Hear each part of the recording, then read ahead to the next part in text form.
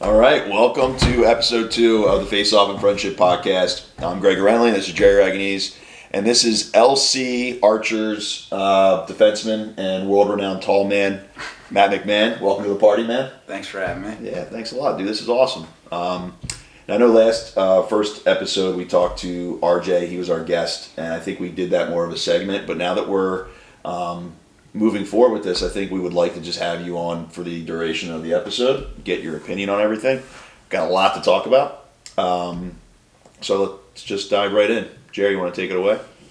So it looks like starting today we have Carcaterra's college draft board. Let's just bring that up real quick. The Carc big board. Hit Twitter hard today. Well, it's cool because it got the discussion right away about PLL big board, right? And that the difference is it wasn't an overall encompassing pro big board, just because the PLL game is entirely different than the pro game that we're used to, right? The MLL was it's crazy. It was a 60-second shot clock with a 2-point arc. Still a much slower version than the PLL. So the question is do you want an attackman who can possesses, or do you look at a guy who, as soon as he catches the ball, can make the defense move right away? So it's just interesting to see where he had everybody ranked. If we start there, we have... And number 1, we have Michael Sowers from Princeton. Number 2, Grant Emmett from Penn State. And number 3, we have Mac O'Keefe from Penn State. Then we have at number 4, Jared Bernhardt, University of Maryland. At number 5, Dox Aitken, got it. 6, JT Gillies. I'll do it. You got it. 6, JT Giles Harris. Is it really Giles Harris? I thought it was Gillies Harris. 7, TD Erlin. 8, Brian Costabile. 9, Michael Krause. And 10, Jeff Teat. I would have gotten Jeff Teat right. And it's Grant Emmett.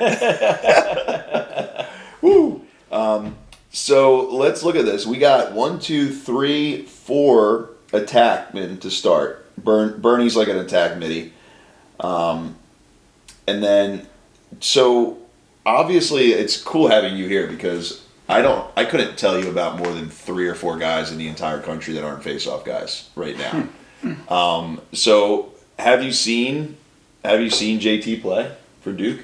Yeah, I think JT has been one of the more impressive guys. Just like, I think when you look at the professional game, one of the biggest elements is, like, obviously kind of table stakes is like, can you play team defense? Can you cover off ball? All that kind of stuff. But what separates really good defenders from guys that might not make it in the pro level is just the level of athleticism that they possess. So JT's been a guy that you watch all throughout his college career, and he's just been able to dominate his matchups just because he's a really superior athlete. I think he was a football player in high school, and you can just tell, like, he looks like he'd play outside linebacker or something. And that's essential in the pro game, to be able to stay with guys and really own your matchup. And if you don't have that, you're kind of limited to being a maybe like third guy on your defense and more of an orchestrator and off-ball player. So you kind of, when you look for maybe a defender to take in the first round, he's really got to have that elite athleticism. So I was kind of on board with Kark putting him as high as he had him.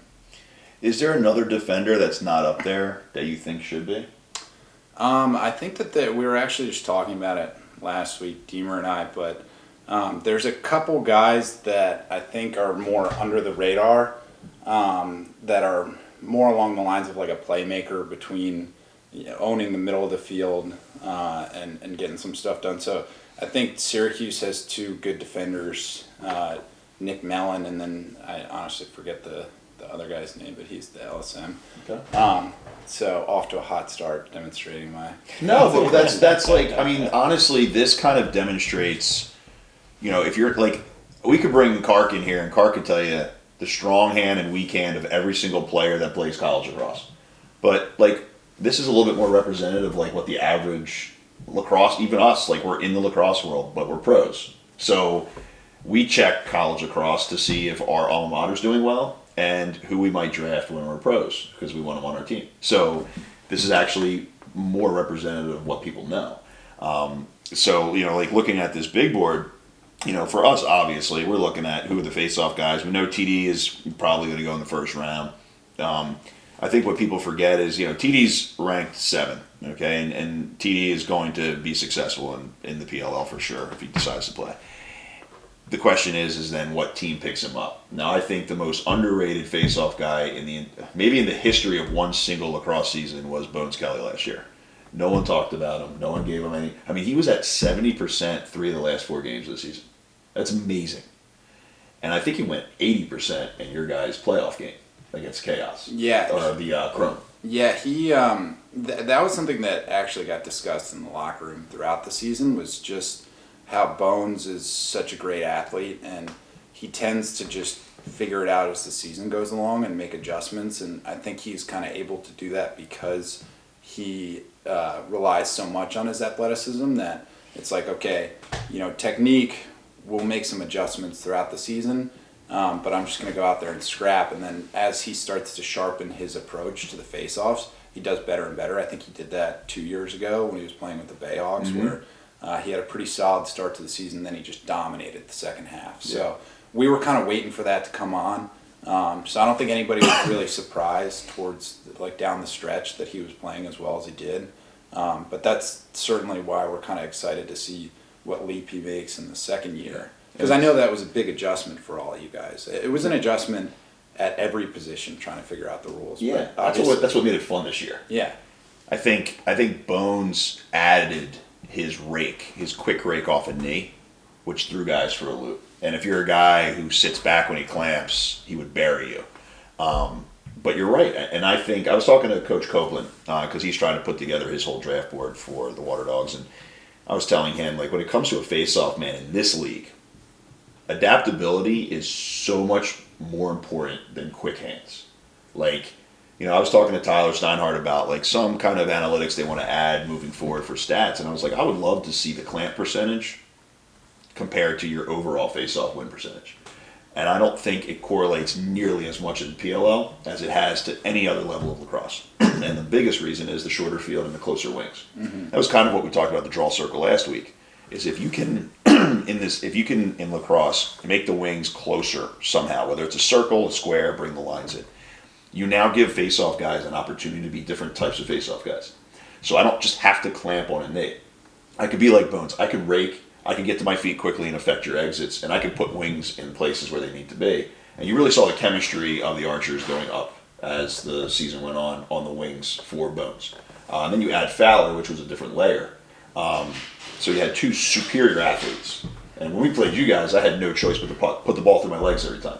Because there's no way I could go against Bones coming off my knee with that kind of athleticism. But I think TD has that kind of athleticism. And I think Gallagher, and I think Arceri, and I think Peyton Smith, all are guys that can come out of college and be effective right away in the PLL.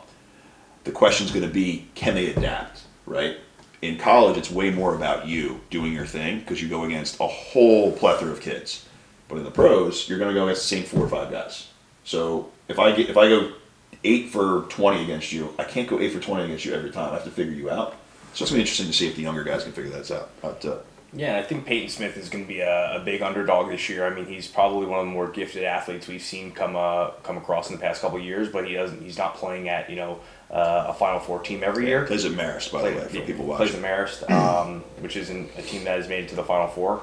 So we don't see him on Memorial Day weekend, but he's, as a guy that I've gone against personally, just taking reps with, he's one of the best I've gone against.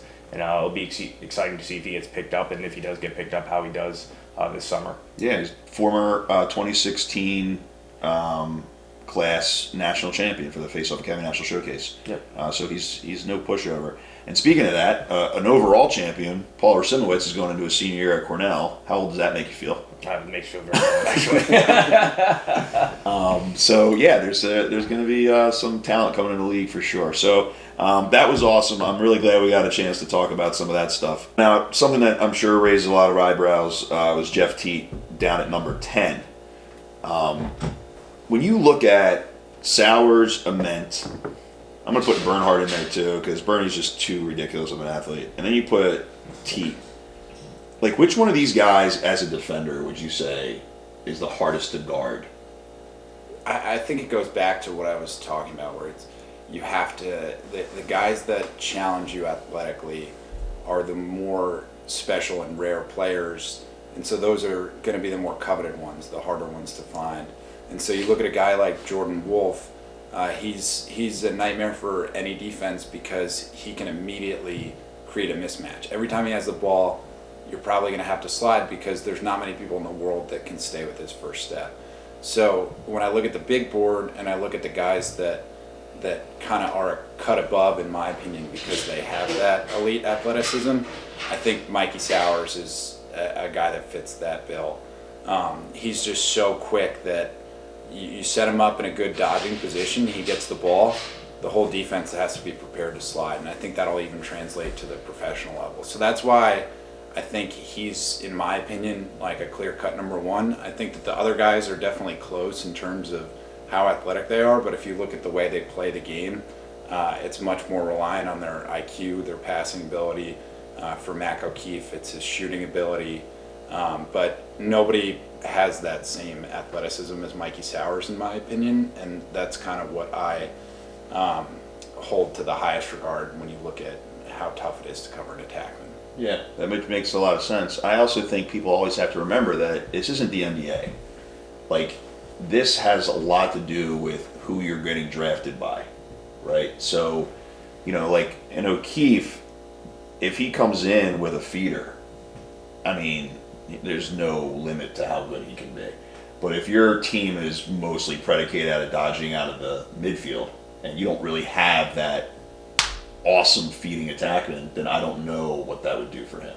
So, watching him and O'Keefe, I've said it since their freshman year, reminded me so much of watching, like, Dino and Greer. I mean, that combination was so insane in college. I always tell people, like, you have to remember, like, for instance, T.D. Erlin, right? He's ranked 7th.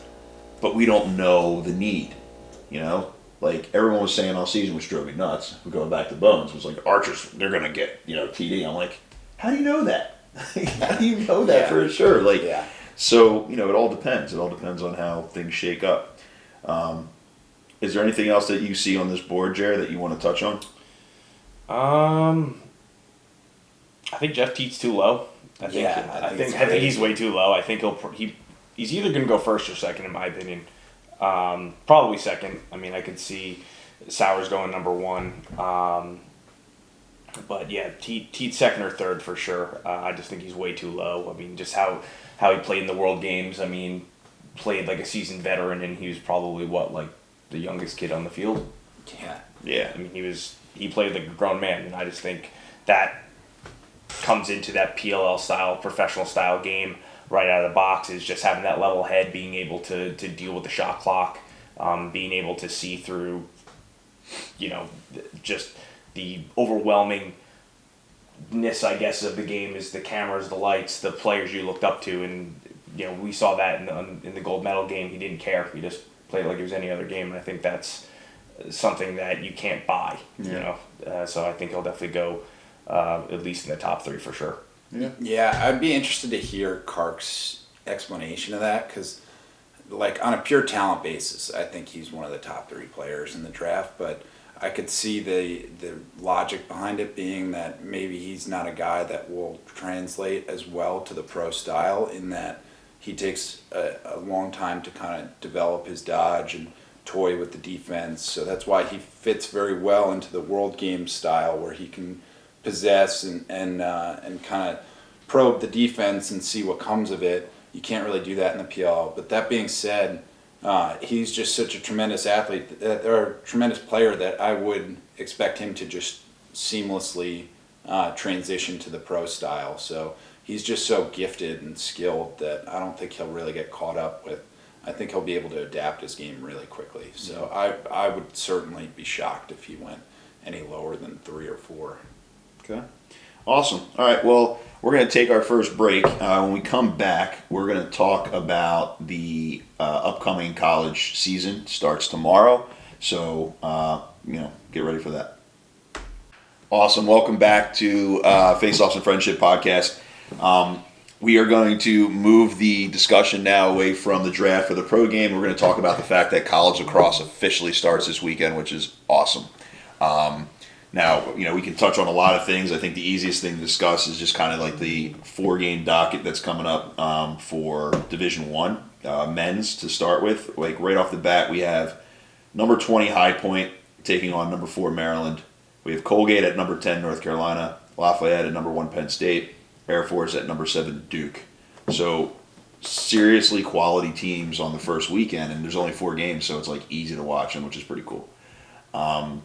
You guys have any thoughts off of the season starting with only 4 games played, and B, just excitement in general for the season to get it going? I'm just fired for the season to get going. It's always my favorite time of year. It's just, it's cool to see, 1, all the gear that comes out, 2, just hearing all the hyperboil of people just saying who's going to make it, who's not going to make it. Is this going to be the year Notre Dame finally seals the deal, or is Delaware going to make it back into championship weekend or something like that? I think it's an exciting week just to be on lacrosse Twitter, just to hear and read all those tweets. So I'm excited for that for sure. What do you think? No, similar to Jerry, it's like it's hot take season, so I'm excited for it. I think that like you always see kind of some crazy results early in the season. There's a lot that goes into these games in terms of like crazy variables. Like it's crazy to me that they weight all of the games the same when a February win could have happened in a snowstorm or something ridiculous. And so it's an opportunity for a lot of these teams to circle a game 2 months in advance. That's what we did at Penn.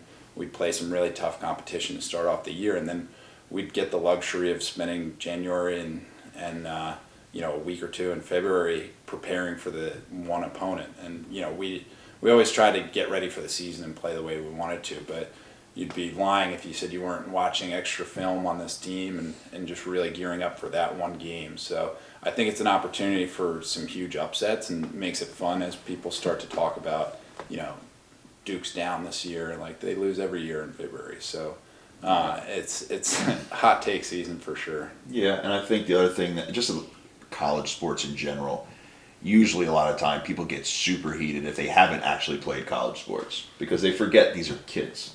And I always tell my brothers, like we joke about, like I'll never bet on college football because all you need is like one player on the starting roster to like break up with their girlfriend, and your spread has gone completely down the tubes.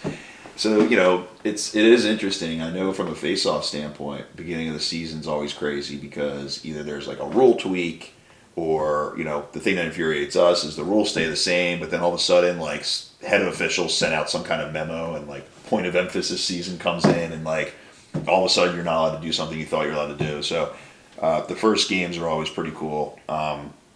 What I am interested in is obviously the face-off matchups here. You have High Point going against Maryland, and you get Davis St. Pierre, who's now a senior, right? Yeah. Man, time flies. And he's going against Shockey, who obviously a highly touted guy coming out of high school. And now they've added the addition of Connor Calderon as a freshman who, has all the makings to be a superstar. So it'll be pretty cool to see that battle for sure. Because High Point caught Duke early last year. And now that they're not, they're ranked and they're like a legitimate team. So like Davis had a huge game. Davis had a huge game against Duke last year. So, it's nothing new for him. I'm just interested to see how this whole thing goes down. They also have Hoban as a freshman. Yeah. So a lot of new talent. There's 2 teams that have a stud freshman with a veteran starter. So, breakdown wise, if you're a High Point and you're coming in and you've always been an unranked team, now you caught Duke last year, now you're number 20 in the country coming in against Maryland. Like, what is your thought process if you're the coach? It's gonna be interesting. I'm interested to see if they roll out 2 guys. Are you gonna let that freshman get his feet wet early? Let Davis come in, beat him up a little bit, throw the freshman in, give him a break, and then you kind of see how you go from there. That'd be a massive upset for High Point again this year. Just to ride through January on a huge win like they did with Duke. But Maryland's not just going to roll over for them. They're certainly aware of that Duke loss from last year, and they're definitely prepping the guys to be ready for a High Point team that's ready to punch them in the mouth. Yeah.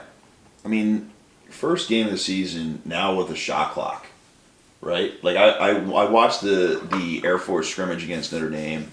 College lacrosse is just so much better with a shot clock. But like when you have a team that's a ranked 20 versus a team that's ranked 4, okay, and say those are like legitimate rankings. It used to be like the lower ranked team would come in the game and try and slow it up and try to like grind down the clock. You can't do that anymore. Mm-hmm. So the question then becomes like, what's like, and High Point's not that style anyway, right? They're a pretty fast paced team, but like if you're Torpy, like you're going on the road against Maryland, a team that is like a perennial Final Four or at least an Elite Eight team, like what's your mindset to start the season off? Yeah, I think that in general, like you look at the position that High Point's in after last year, it was obviously the best year of the program, pretty much. 100%. And you look at like the next season, because the next season is actually more crucial, because it means, okay, are you going to sustain this level now that you just accomplished last year? Are you going to be able to talk to recruits and say, this is the program that we are now? Or was that a flash in the pan and just a blip on the radar season? And so that was something, as like I was part of a team at Penn that was trying to climb up the rankings every year. I think we started out in the low 20s, and the goal was always to be in the Final Four. So there's obviously stages to getting from A to B. And so these seasons are always crucial in my mind for a coach and for that whole program, because you've got to prove to everybody that this is now our standard of excellence. This is how we play. We should be competing with Maryland. We should be competing with Duke and the other Final Four contenders every year. So I think that this game is probably a pretty big one in Torpy's career and in the High Point program, because it's about changing the mentality when you approach an early season game against the Maryland. It should be an expectation that this should be a dogfight, that you should be competitive and you should win this game. Yeah. And so shifting that mentality is important in a program, and this is like a perfect example of a big game for that. Yeah, I agree, and I don't think they're convinced. They don't, knowing Torp, like he doesn't care about like what the media thinks or what the projection is. It's recruits, right? If we have one flash in the pan season, that's not as easy to sell as, look, we're doing it again. Mm-hmm. Like this is like you said, this is the new standard for us. You can sell that to recruits down the line, which is pretty cool. Now, I'm looking at the Colgate, North Carolina, and the Air Force Duke game, and I'm just so excited I'm excited for two guys in particular. Zach Tucci was a freshman from North Carolina last year, came right into the fire, and actually did very, very well for a freshman. He had growing pains like any freshman's going to. I remember with Gerard Arceri at Penn State, his freshman year he came in, and he didn't just plow over everybody like he thought he would, like I thought he would, but he had growing pains, and it was only against the guys who were like, 22 years old. Like, it doesn't matter how good you are, you still have to go through a little bit of that. Now, obviously, G is a juggernaut, but when I see Tucci in the same mold at North Carolina, like, he's got a year of experience. North Carolina brought in Will Fox, who's, immediately now North Carolina has one of the top 5 face-off coaches in the entire country. So seeing him build off of that. And then I'm super excited for Jordan Ginder. I think Jordan Ginder had his freshman year. Jordan was one of the most complete face-off guys in high school history. And now he's going to be a sophomore. He has a year under his belt. And I have the feeling that Dino and company are going to kind of give him the keys to this ship now, because last year they almost had an embarrassment of riches at the position. So now I think they're going to give him, if he gets the touches and they go to him and say, you're our guy, like kind of move forward and you're going to take the majority of reps, and they move Brian Smith over to just an athletic role. I mean, he can play anything. He was a two-way mid in high school, and now he can be on the wings as well, and they give Jordan the keys to the face-off X. I think you're going to see these two make an immediate impact and be all over the place media-wise after the first few games of the season. I completely agree. I think Tucci is I don't want to say a diamond in the rough because he is at an ACC school, but I think people kind of slept on him a little bit last year. I look at him a lot like a Bones Kelly, super athletic. He will run you down in the situation where he does lose a draw. But he's happy to take you out the front. He's got a plethora of exits underneath his belt as well, so I'm excited to see how he does there. And Jordan Ginder, I mean, we've known it for a long time at the Faceoff Academy that Jordan's going to be a household name soon. I think this is the year that that everybody else finds out about him as well. Yeah. And then the other part about the Duke game, which is really cool, is like I said, I was at Air Force Notre Dame in their scrimmage last weekend, and Dylan Frankhouse was Beast Franco is what we're going to call him on here because that's his Instagram handle. But as a freshman, was going against Notre Dame and just looked so in control, so smooth. And, that's a kid from Florida boy that I don't think a lot of people are going to be talking enough about. So I think he has all the talent in the world to be one of the best Air Force's ever had. So to be right off the bat came in and just took 90% of the faceoffs and did an awesome job against Notre Dame was really impressive to see. Now, I want to ask you, Matt, Penn State, right? I went there, and we were kind of in the same situation when I was there. It was like we come in every year ranked somewhere between 12 and 16, and we'd win one or two games that we shouldn't have, maybe lose a game we shouldn't have. We'd end up somewhere in that 10 to 15 range, and then maybe make the tournament. Now, Penn State the last few years has been at the top, in the top 10 every year. Last year makes it to Final Four. Now, for the first time you're coming in, everyone expects you. You have basically your whole team back, right? What is their mindset now? They're starting at home, new stadium. There's a huge buzz on campus. Whole different world now. What's that got to be like?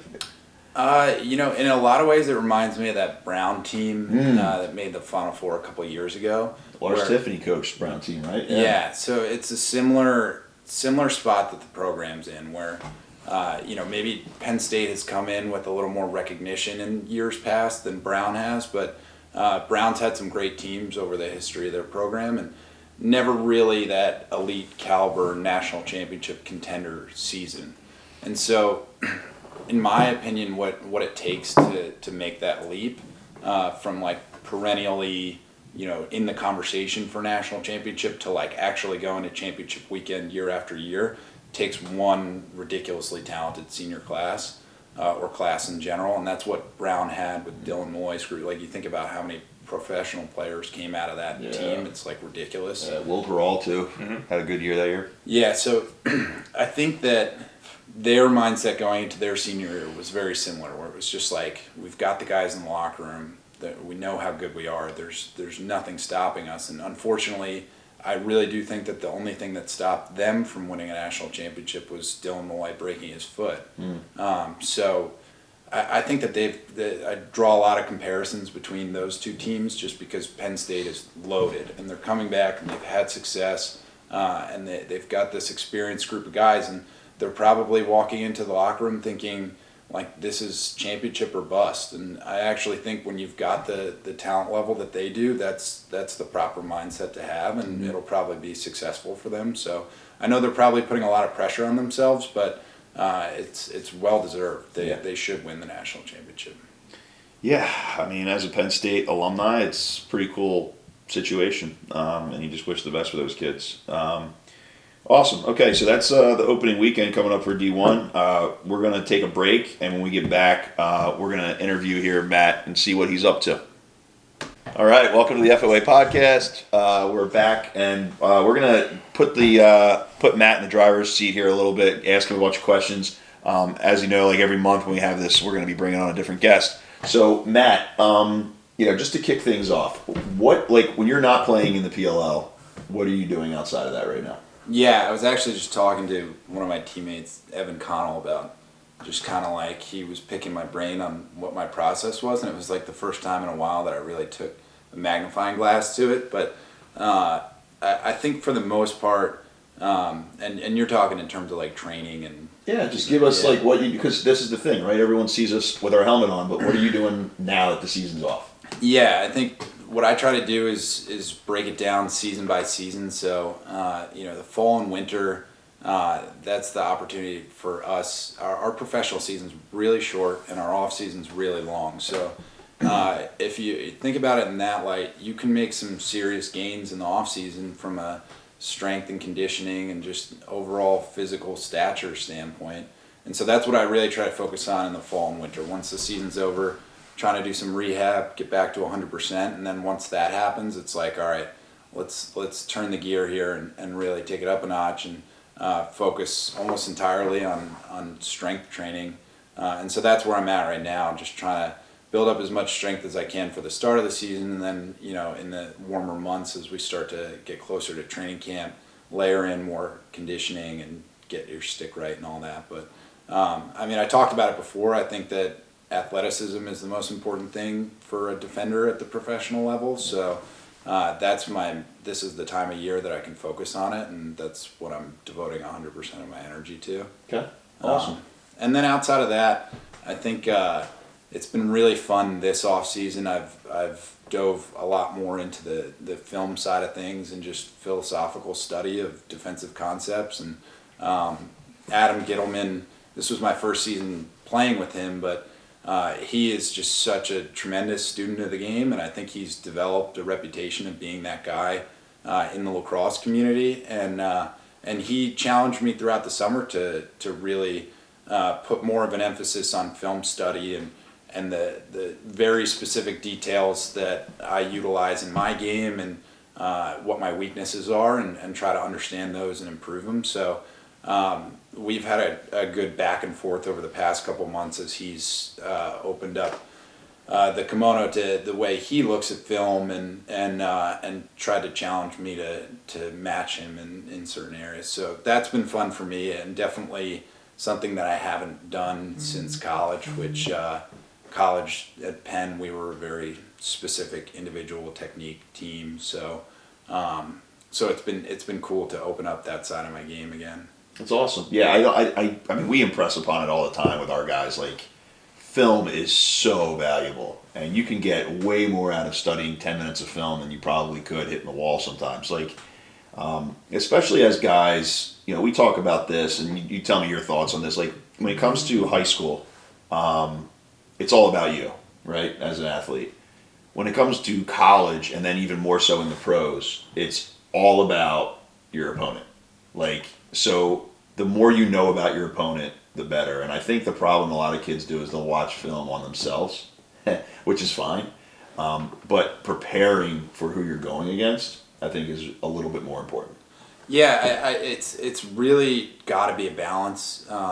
Because the interesting thing about watching film on yourself is that I feel like a lot of players watch the good plays that they make, and they watch those on repeat. Mm-hmm. And that's going to be a lot less helpful in learning how to improve your game versus the plays that you got scored on, and trying to figure those out. I saw a tweet that Jerry Byrne put out a couple weeks ago that I thought was really interesting, and he said that you show me any one of those highlights of an offensive player scoring an awesome goal at the youth or high school level, and I'll show you a terrible approach. Great point. And I started like taking that lens to all these sideline swap videos and just every highlight that you see from the like below college or even college level, and you just see kind of like a fundamentally broken approach, the first thing that you do as a defender. So I think that there's a lot that can be learned watching yourself, but you got to dig into the plays that are more uncomfortable and the ones that you're getting dunked on or something. Yeah. Those are the ones where you're going to learn versus, the one where you hit some crazy check or go down and score or something like that. There's not much to take away from those. Those are the ones that you did well. Yeah, that's true. And I've heard kids, people have said before, like they had they lost in the championship game or whatever. Yeah, I haven't even watched that film. That's the most important film you need to watch, So switching gears a little bit, tell us a little bit more, like from a work perspective, career perspective. What do you do outside of playing in the summer for the PLL? Yeah, so I started this past fall working with Deemer Class on his first class lacrosse platform, kind of in two facets. One, he approached me over the summer and said, I've started to build out an online content platform where kids and coaches can go on and just improve their understanding of lacrosse from the basics all the way through the most nuanced details of every position. And he said the feedback was really strong, and was like, where can we get more of this? You got to get this fully ramped up. And with all that he's got going on with USC and PLL, he was like, I need some help with this, just with the day-to-day operations, shooting more content, just kind of like giving the people what they want. And I said that was awesome. It was kind of in line with a lot of things that I felt the lacrosse world needed in terms of breaking down the barriers to getting expert instruction. And so I've been working with Deemer sort of through the fall, kind of the end of the summer, at getting that up and running. And it is now. We've got a couple hundred people on the platform, and people seem to really get a lot out of it. So that's the one area that I've been working with them on that. And the other is doing these clinics nationwide where we'll drop into different cities and do a really specialized clinic towards the fundamentals that I was just talking about. Posture, approach, some of the things that I think gets overlooked at the youth level, but it's kind of like the starting point as a defensive player. You really, if you skip those steps, then you're never going to stand a chance at becoming an elite player. So it's been fun. It's definitely rewarding to see these kids so engaged with the online content, and then just really dialed in at these clinics. You can tell that they're just happy to be coached at that level, and they know that they're getting better, and so it's been rewarding, definitely. Yeah, I've recently jumped on that platform as well. And for those of you guys who don't know Deemer Class, I mean, I met him last year when he had just moved out to California right before he took the USC job, and I couldn't have been more impressed with him the first time I spoke with him, because his work ethic and his this is such an intrinsic thing for him. Like, he legitimately wants to spread the knowledge as much as he can, and obviously with the Faceoff Academy and the way Jerry and I approach what we do, it was so parallel. So this ability now where you have both ends of it, we run the clinics, but then on the other side of it, you're giving people a subscription-based model, which is not expensive at all. I was actually surprised when he told me the price points for it. These are high production videos. He brings in some of the best guys out there. Like Peter Red does it out here on the East Coast, and I videoed some of my stuff with him for the Face-Off. And I mean, this is a game changer in my opinion. You had actually mentioned a model when we were at a break, explaining where the coaching needs to be as opposed to where the kids are, and the amount of people at each level. Could you go over that again, just so people understand what you were saying? Yeah, so basically, when I had this initial conversation with Deemer, two things stuck out to me. One was what you just touched on, that for Deemer, this is like extremely intrinsic to him. It's organic. He just has such a desire to teach the game to whoever wants to learn it. And so I thought that was really interesting off the bat, made me want to work with him, because I knew that the passion was there. Mm-hmm. He's a teacher, he's an educator of the sport, and that's what drives him first and foremost. And then so secondly, as we got to talking about the lacrosse landscape in general, I think a big part of the PLL thesis is that the game at the youth level is growing like wildfire. At the high school level, same thing to a little bit of a lesser degree. The college level, you see a big drop off in the growth numbers. And then the professional level's been pretty stagnant for a while. And so what that says is that you have more and more kids playing every year in different parts of the country, different geographies, and they're picking up a stick all the way through high school. There's just an abundance of new players every year.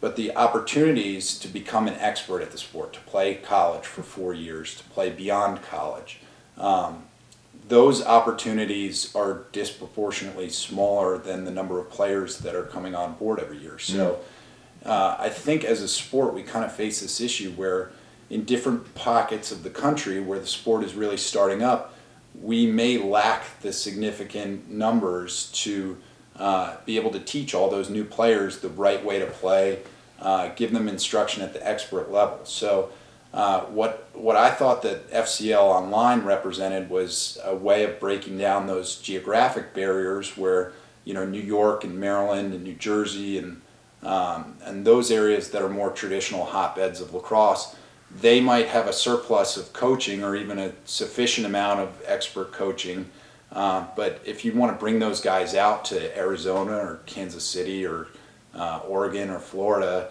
you've got to put them on a plane and fly them out there. You've got to entice them somehow to come out and coach these kids up. That takes a lot of money, takes a lot of resources. And so I looked at the digital option and I said, okay, this is great that we're avoiding all of those barriers, and we're allowing like us to devote all of our resources just to this, as opposed to asking kids to indirectly pay for a flight or something. You know, we can spend all of our time and energy working on the videos and know that it's going to be drastically lower than the cost of those kids going to a clinic in some area where they're getting 90 minutes of coaching. And instead they get 24/7 access year round. Yeah, and I think one of the things that we always try to do with Faceoff Academy is any town that we visit on a clinic, we offer a free 30-minute coaches and officials clinic before it gets started, because our big thing was this is not something kind of secret we're trying to hide. Like, we want to try to spread the knowledge to this area, because if we can prove to the people in that area that what we're teaching is correct and the coaches learn it and then they start teaching it to the kids get way better. So they're like, okay, we're doing what these guys told us and we're seeing improvement. We can't be there every week, but if we do go to Kansas City again, we come back and more kids are interested because the coaches are more knowledgeable and they're getting kids involved. And I think when you have the subscription-based model on this kind of platform, you're giving the coaches the knowledge. And the good coaches will read it, they'll try to understand it, they'll follow up with it, and then they will use it and implement it to the kids. And I think you're right. Then you start to see the sport grow, because it's not completely dependent on a pro showing up every couple months. It's the coaches themselves are learning, which is really cool.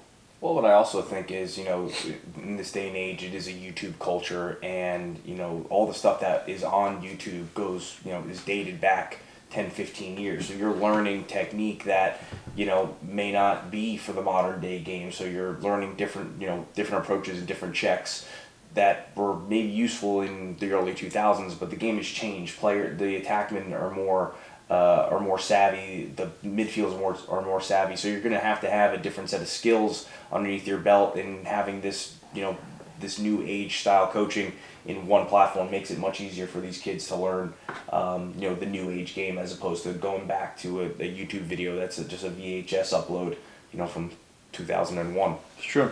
Game changing every a couple of years. The rules are changing, and it's important to be on top of that.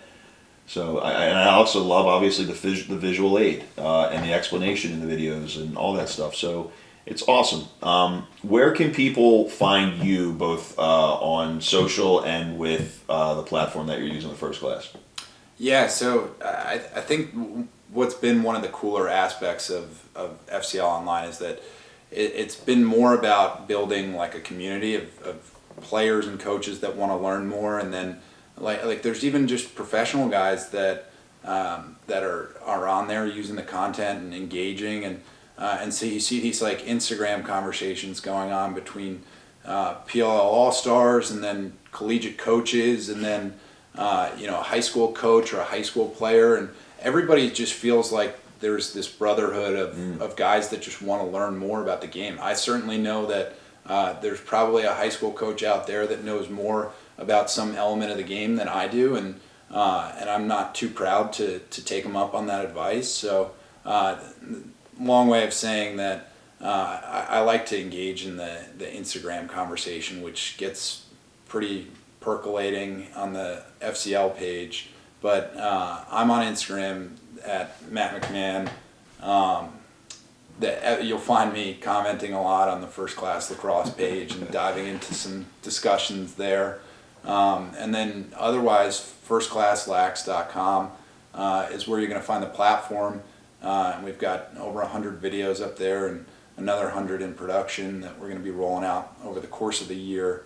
But yeah, it's meant to be an ongoing discussion of just how is the game changing, what are different philosophies that we're blind to, and just get different perspectives from different players in different areas, and just try to figure out what is the best understanding of each position possible, and that's what we're all striving for, and I think that community nature really helps us get there. I agree. There was a coach at the coaches clinic this past weekend. He was traditionally a football guy and from Michigan, and he said that I was football all the way, and now I'm a lacrosse coach, and he said the most shocking difference between the two cultures is that everything with football is kind of like this, and in lacrosse it's arms wide open. He goes, you don't see a coach's clinic like this where everyone's just trying to share information with each other, and that's what he loves so much about lacrosse and its fraternity.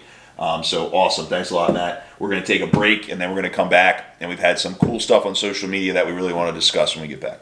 All right, welcome back to our final segment here on Faceoff and Friendships podcast.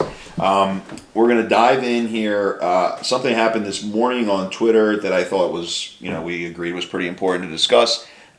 Taylor Cummings responded this morning to the ESPN college lacrosse schedule, and her tweet was, and I quote, 41 men's games to 12 women's games aired. Seriously?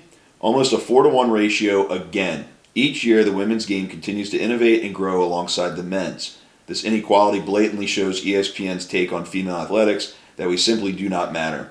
ESPNW and ESPN were both mentioned in here, and then in big caps she says, we play too. Now, obviously, there's a lot of responses every year when ESPN posts their schedule. It used to be just like, okay, let's see how many times Hop is on, right? Because Hopkins had the contract. Now, we're seeing a ton of it, but not only on the women's side, but also I noticed there's like no D2, D3 games, etc. So I guess first off, just hearing the tweet and seeing it, what is your like immediate response to what Taylor said? I think you can look at it two different ways. You can look at it emotionally, which is, yeah, you're right, there should be more women's games. And then you can also look at it analytically. Are people watching the games? Do we have the analytics on, who's tuning into the women's games? So I'd be certainly interested in seeing that, but I definitely do agree that there should be more women's games. Maybe not a 1-to-1 ratio, but I could definitely see a 1-to-2 ratio. And unfortunately, I don't have any information from years past. I don't know if that number has grown, so I don't know if that 1-to-4 ratio is better than it used to be. So I'd be interested in eventually hunting down that information. Yeah. Matt, what do you think?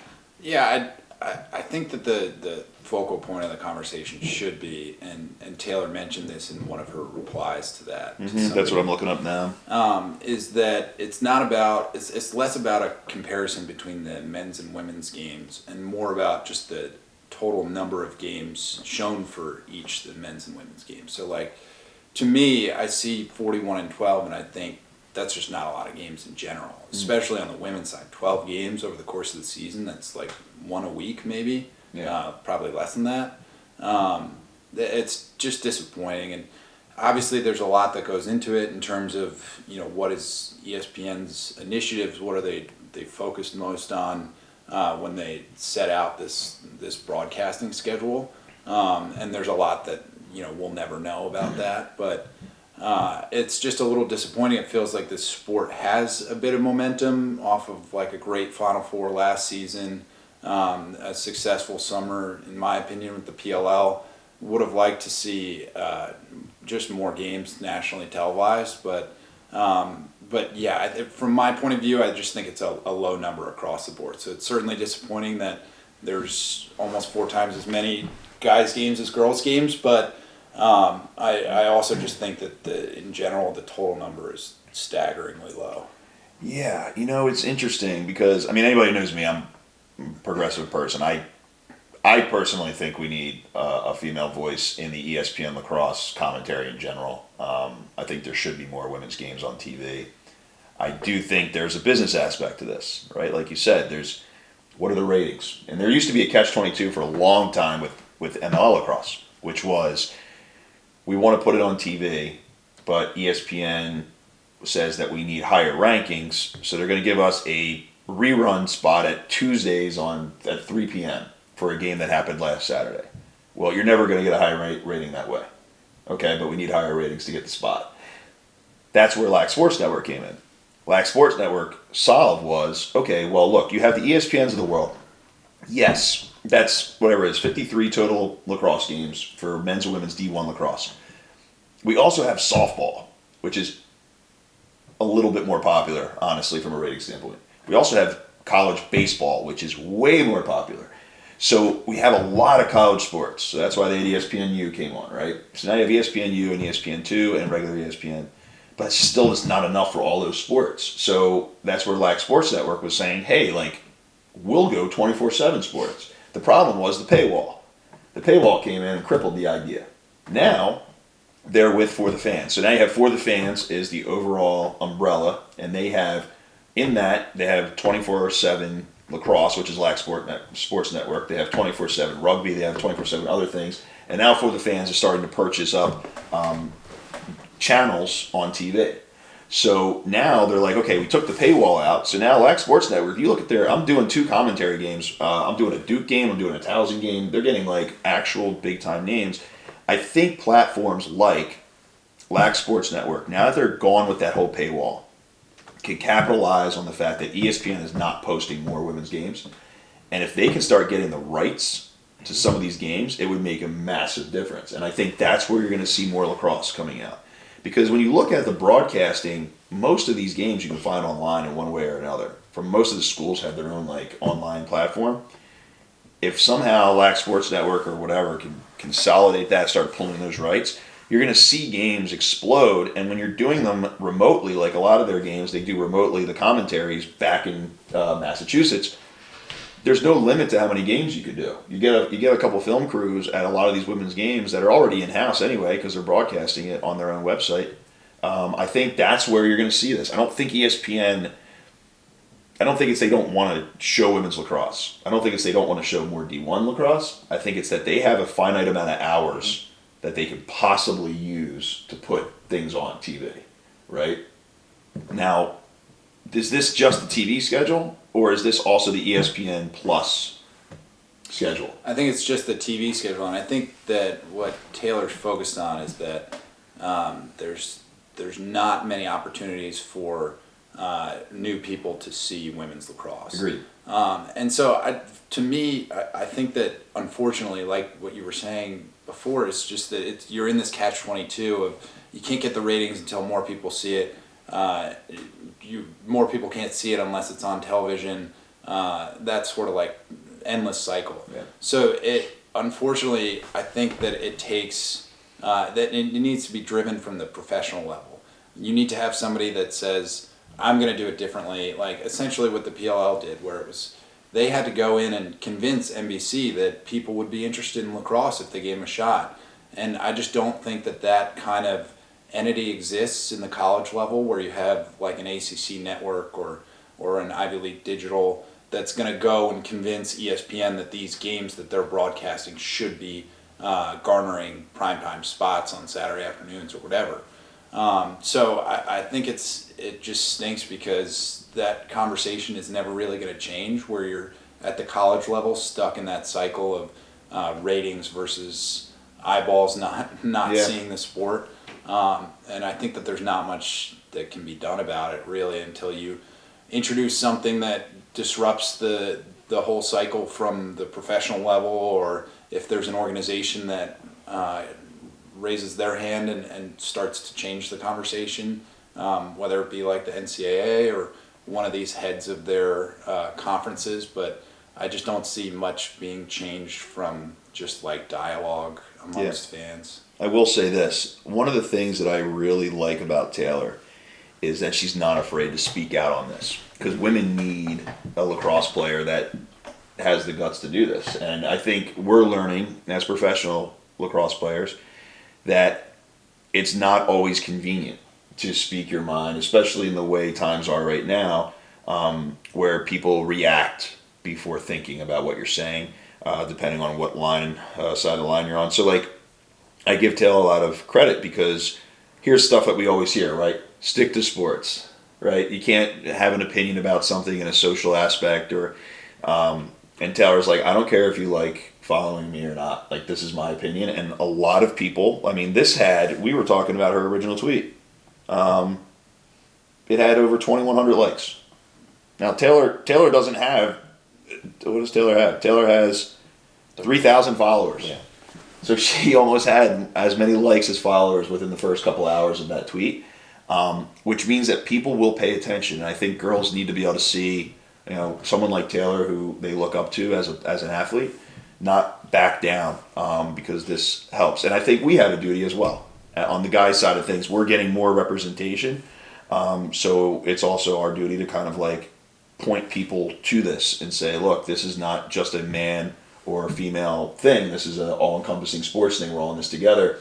If people are going to watch more men's sports, more men's lacrosse, they're going to have a chance to watch more women's lacrosse too if we all do this together, because our sport is very, very small on the scope of things. So if we're working together on this, I give Taylor a ton of credit. So that's pretty cool.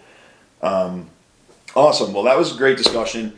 That's going to wrap up our episode unless you guys have anything else to talk about. No, that's about all I got. No, I just want to say, kind of like tied into that whole discussion, I do think that Taylor's doing a great job of being that voice for women's players, and I've got 4 cousins that are playing women's lacrosse at the Division I level, and one that did 2 years ago, and I know that they appreciate that, and they're a heck of an athlete, and can certainly like whoop me in the basketball court and other arenas that we've played in the backyard. So I'm hopeful that she continues to drive that conversation, no matter how uncomfortable it may be for her. But I think that we should all kind of like support her. I know it's not the most like fun conversation. It stirs a lot of uncomfortable topics, but I appreciate her doing that. Yeah, uncomfortable topics are generally the most effective. So we got your back, Taylor. Don't worry about that. Awesome. All right, well, guys, thanks a lot for joining us. If you have any questions throughout this next month, this will be a monthly show. Use the hashtag FOAsk in the comments below so that we can feature your comments, your questions throughout the as we move forward on this. And then also make sure you subscribe and share this so we can get the word out. We get more guests on this show and have some more fun. All right, guys. Well, thanks a lot from Jerry, from Matt, from Greg. We'll see you guys next month.